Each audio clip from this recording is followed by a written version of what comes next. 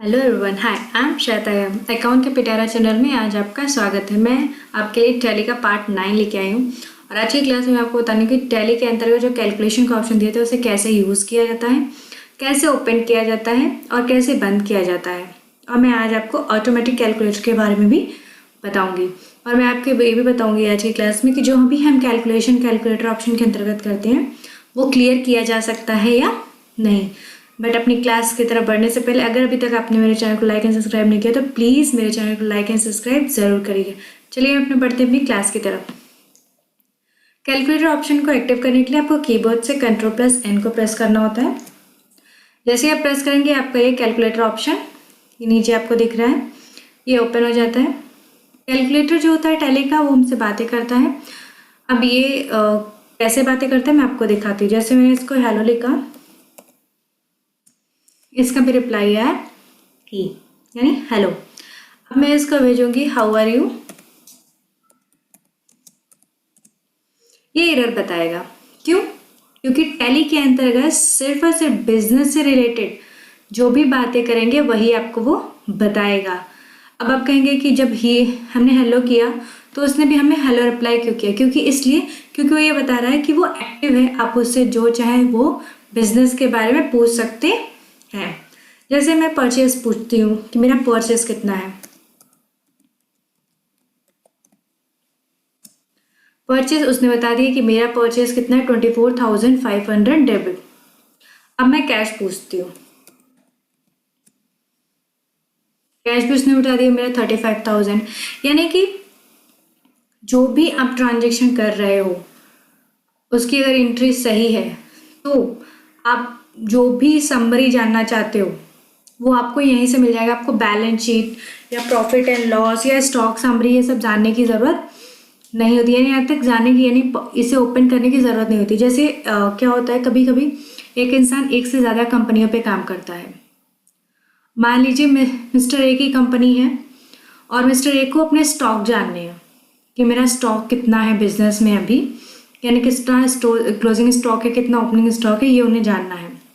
लेकिन उन्होंने फ़ोन किया, भाई हमारा क्लोजिंग स्टॉक कितना है बता दीजिए, अपने अकाउंटेंट को। अकाउंटेंट क्या है कि किसी और भी कंपनी पे काम कर रहा है, बी कंपनी पे भी काम कर रहा है, अभी वो करंटली बी कंपनी पे काम कर रहा है, उसे एक कंपनी में जाना है तो उसे सिर्फ और सिर्फ कंपनी ओपन करना है। कंपनी ओपन करते कैलकुलेशन ऑप्शन में आना है, स्टॉक लिखना है और एंटर करना है। यहाँ पे स्टॉक बता देगा। मैंने अभी तक कोई भी स्टॉक से रिलेटेड एंट्री नहीं की है इसलिए यहाँ पे एम्प्टी आएगा। अगर आपने स्टॉक से रिलेटेड एंट्री की है तो यहाँ पे आपको शो करेगा। ये तो मैंने बताया कैलकुलेशन कैसे ओपन किया जाता है और कैसे इसका यूज़ किया जाता है। अब मैं आपको बताती हूँ कि कैलकुलेटर जो आप ये यूज़ करके ओपन किए हो इसको क्लोज कैसे करते हैं। तो इसको क्लोज करने के लिए आपको कीबोर्ड से Ctrl+M, यानी ओपन करने के लिए आपको कंट्रोल के साथ N को ओपन करना है, प्रेस करना है, और क्लोज करने के लिए Ctrl+M करेंगे तो ये आपका इस तरह से बंद हो जाएगा। ओके, अब मैं बात करती हूँ कि ऑटो कैलकुलेटर ओपन कैसे किया जाता है, यानी इसका यूज़ क्या है। इसका यूज़ ज़्यादातर ट्रांजेक्शन में किया जाता है। जैसे अकाउंटिंग वाउचर में गए, ट्रांजेक्शन के अंतर्गत अकाउंटिंग वाउचर में गए। अब मान लीजिए मुझे सेल करना है, ओके,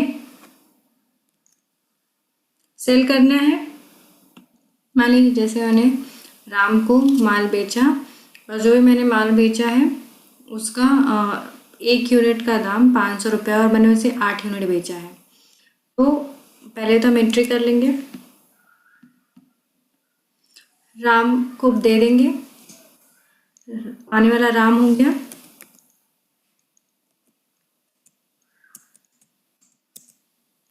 अब यहाँ पे आया हमें कितना हमें बेचना है, तो हमें यहाँ पे कैलकुलेशन ओपन करते हैं। हमें नहीं पता कि 500 1 यूनिट का, तो 8 यूनिट का कितना होगा।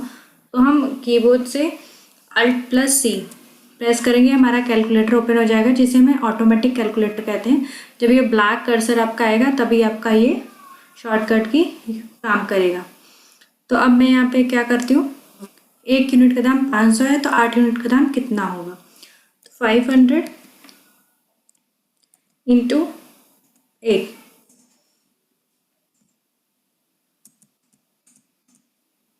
उसने ले लिया, आपने सेल किया, उसने यहाँ पे ऑटोमेटिकली 4000 ले लिया, आपको इंटर करने की ज़रूरत नहीं पड़ी और आप इंटर करते हुए इसे एक्सेप्ट करा लेंगे। तो आई होप आपको पता चला होगा कि कैलकुलेशन को कैसे किया जाता है टैली ERP के अंतर्गत, कैसे इसको ओपन किया जाता है, कैसे क्लोज किया जाता है और ऑटोमेटिक कैलकुलेटर को वाउचर के अंतर्गत कैसे एक्टिव किया जाता है और कैसे इसका यूज़ किया जाता है। अब बात आती है, जैसे मैंने आपको बोला कि क्या हम टैली ERP के अंतर्गत जो भी कैलकुलेशन कर रहे हैं, क्या उसे हम क्लियर कर सकते हैं, जो भी यहाँ पे है उसे हम क्लियर कर सकते हैं? तो ऐसा नहीं है, आप टैली के अंतर्गत इससे क्लियर नहीं कर सकते हैं। मतलब जैसे कि आप मोबाइल वगैरह यूज़ करते हो, उसमें कैलकुलेटर यूज़ करते हो, तो जो आपको कैलकुलेशन करने के बाद उसको क्लियर कर देते हैं, इसमें आपको क्लियर नहीं होगा। अगर आपको इसको क्लियर करना है तो आपको अपना टैली बंद करना होगा, यानी टैली को क्लोज करना होगा, टैली दोबारा से रीस्टार्ट करना होगा। मैं आपको करके दिखाती हूँ तो ज़्यादा क्लियर होगा। मैंने अपनी टैली बंद कर दी, अब देख रहे हैं मैंने टैली बंद करके दोबारा ओपन कर लिया है और यहाँ पे जो ये कैलकुलेशन है आप इसको एक्टिव कर लिए Ctrl+N से,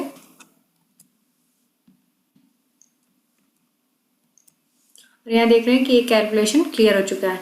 यानी कि टैली के अंतर्गत कैलकुलेशन को क्लियर करने का सिर्फ एक ही फंडा है, ये आपको टैली को दोबारा से ओपन करना होगा, यानी रीस्टार्ट करना होगा या क्लोज करके ओपन करना होगा। सो गाइज, आई होप आज आपकी क्लास आपको समझ में आई होगी and thank you so much for watching my video. And next class में हम मिलेंगे फाइनल अकाउंट, कि टैली का फाइनल अकाउंट क्या होता है ये जानने के लिए। So thank you so much, bye.